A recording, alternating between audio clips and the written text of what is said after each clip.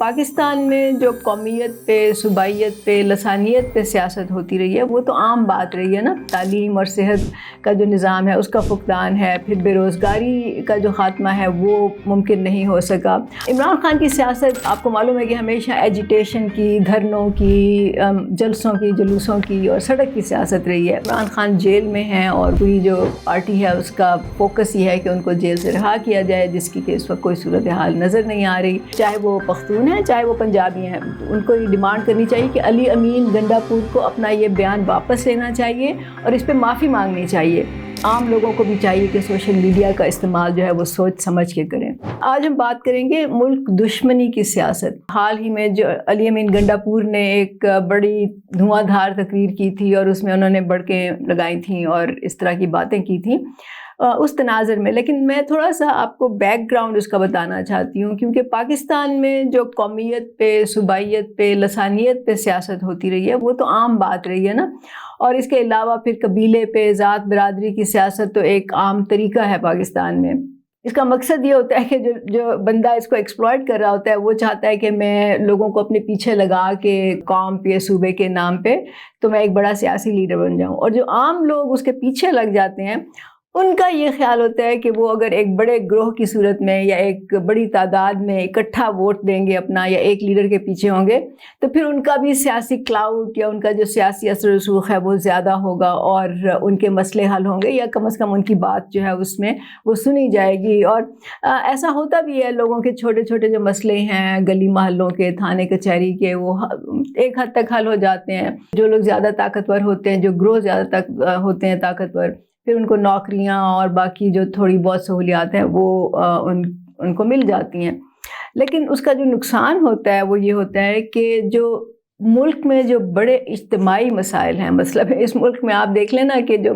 بڑے مسئلے ہیں وہ تو غربت ہے، تعلیم اور صحت کا جو نظام ہے اس کا فقدان ہے، پھر بے روزگاری کا جو خاتمہ ہے وہ ممکن نہیں ہو سکا۔ اس کے علاوہ بجلی، پانی، ٹرانسپورٹ، ہزاروں مسئلے ہیں جس میں کہ پاکستان کے اکثر لوگ جو ہیں ان کو اس کا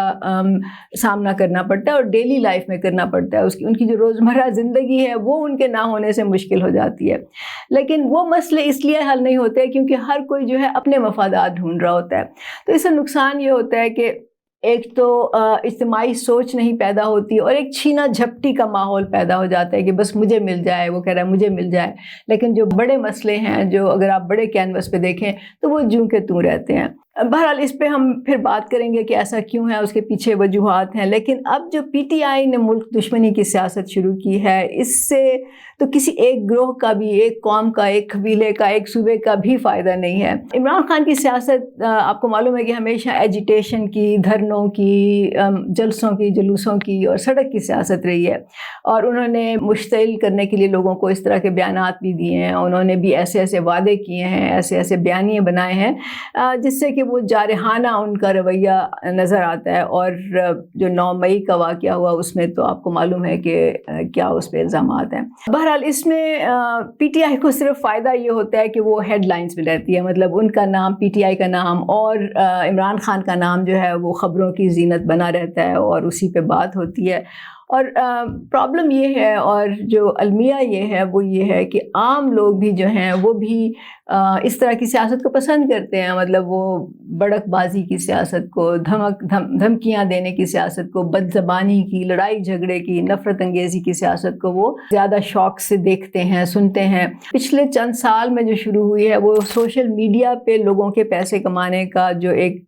ذریعہ بن چکا ہے، اور پیسے کمانے کا جو دار و مدار ہوتا ہے وہ یہ ہوتا ہے کہ آپ کے ویوز کتنے ہیں، آپ کے فالوورز کتنے ہیں، انگیجمنٹ کتنی ہے، وغیرہ وغیرہ۔ تو جس صحافی کے، جس تجزیہ کار کے زیادہ ہوتے ہیں اس کو زیادہ پیسے ملتے ہیں، اور پھر ہر ایک کی کوشش ہوتی ہے کہ وہ زیادہ سے زیادہ اس چیز کو آگے بڑھائیں۔ تو اس میں میں کہوں گی کہ ہم صرف سیاستدانوں کو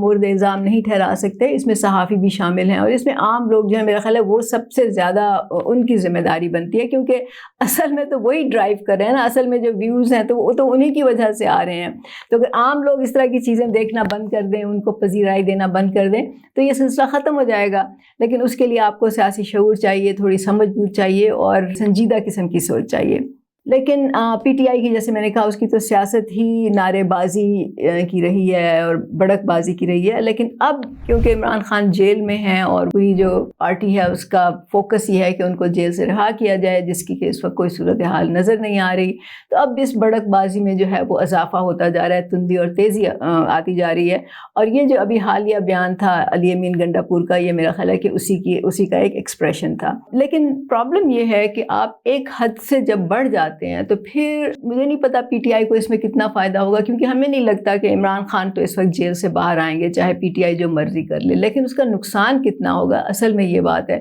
اب علی امین نے جو پنجاب اور پختون کا مسئلہ شروع کیا اور اس میں انہوں نے ایک دراڑ پیدا کرنے کی کوشش کی، دو صوبوں کے درمیان، دو قوموں کے درمیان، دو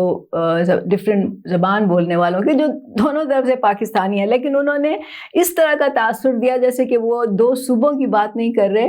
بلکہ وہ دو ملکوں کی بات کر رہے ہیں، اور ایک ملک جو ہے اب دوسرے پہ چڑھائی کرنے والا ہے. مجھے نہیں معلوم کہ انہوں نے یہ سوچے سمجھے منصوبے کے تحت کیا یا انہوں نے جوش خطابت میں، آپ کو معلوم ہے کئی دفعہ منہ سے ایسے الفاظ نکل جاتے ہیں، ان سے یہ غلطی ہوئی کہ انہوں نے یہ کہہ دیا. لیکن یہ ہمیں معلوم ہے کہ اس کے بعد علی امین کو ایک پوری رات جو ہے وہ اس کی صفائی پیش کرنے میں لگا. آپ کو معلوم ہے کہ وہ رات انہوں نے کہاں گزاری، اور پھر انہوں نے آ کے بتایا کہ جی میں تو ان کے ساتھ تھا. ان سے مراد ہے کہ آئی ایس آئی کے ساتھ یا اسٹیبلشمنٹ کے ساتھ. تو ظاہر ہے کہ وہاں جا کے انہیں ایکسپلینیشن دینی پڑی کہ انہوں نے کیوں کیا. لیکن میں یہ کہوں گی کہ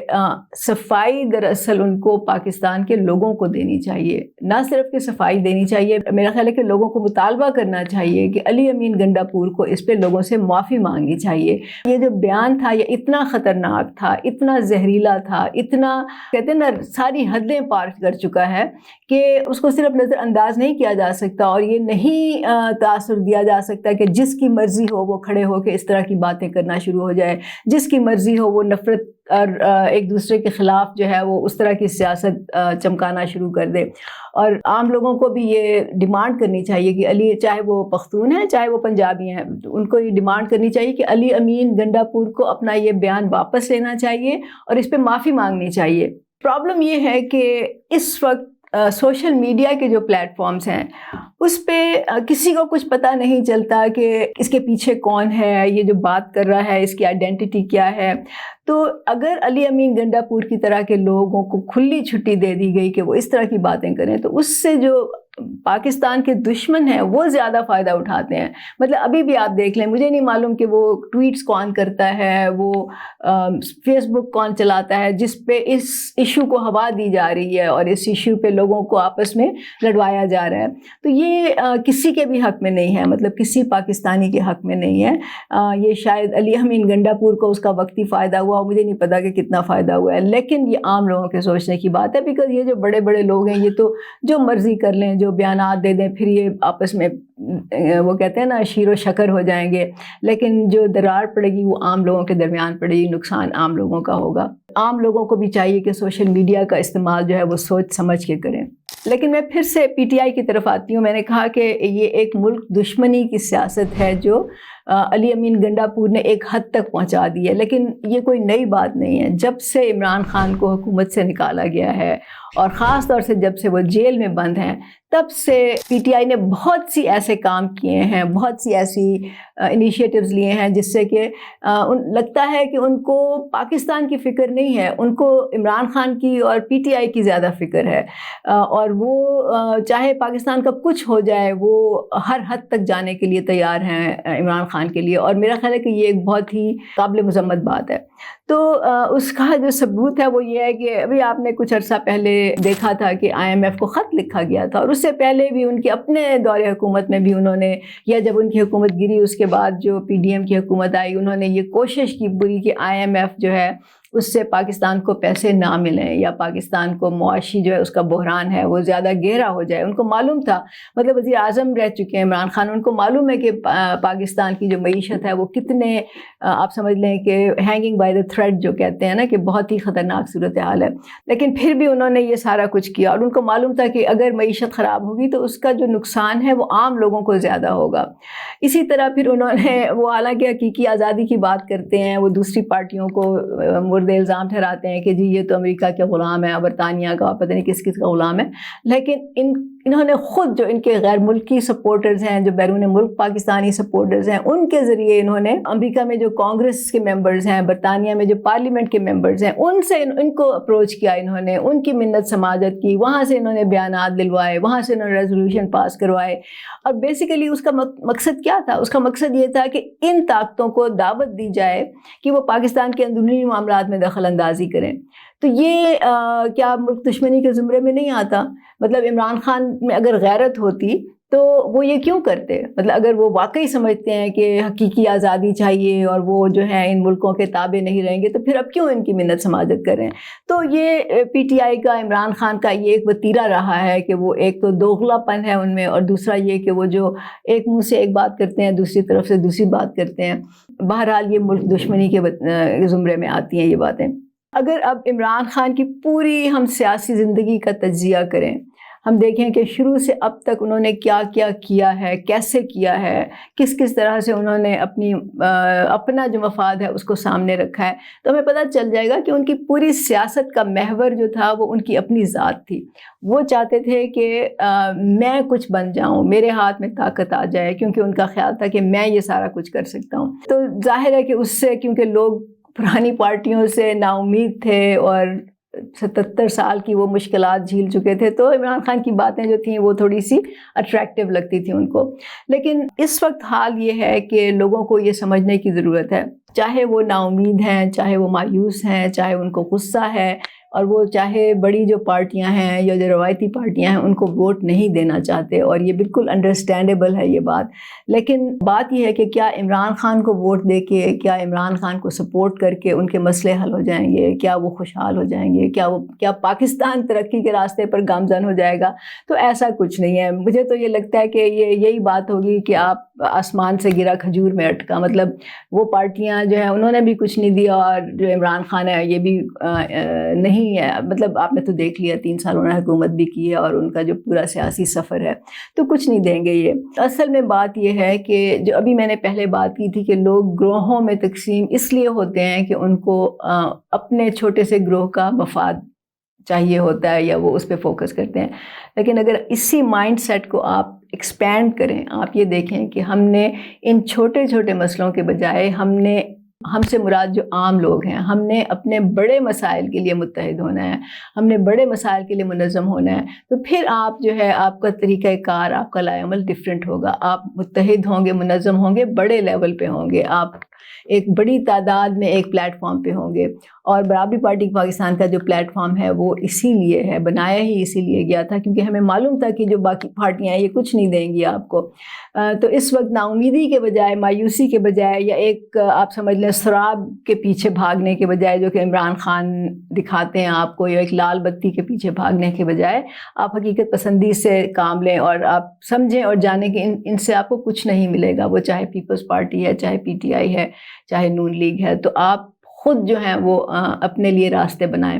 ایک بہت ہی پرانا ایک نظم تھی یا گانا تھا جس میں اس کے بول یہ ہیں کہ ننھے منھے بچے تیری مٹھی میں کیا ہے، اور پھر بچہ آگے سے جواب دیتا ہے کہ میری مٹھی میں ہے تقدیر میری. اگر آپ اس بات کو سمجھ لیں اور اس پر عمل کرنا شروع کریں اور اس پہ منظم ہوں تو میرا خیال ہے کہ یہی ایک راستہ ہے جس سے کہ آپ کے مسئلے حل ہو سکتے ہیں. بہت شکریہ.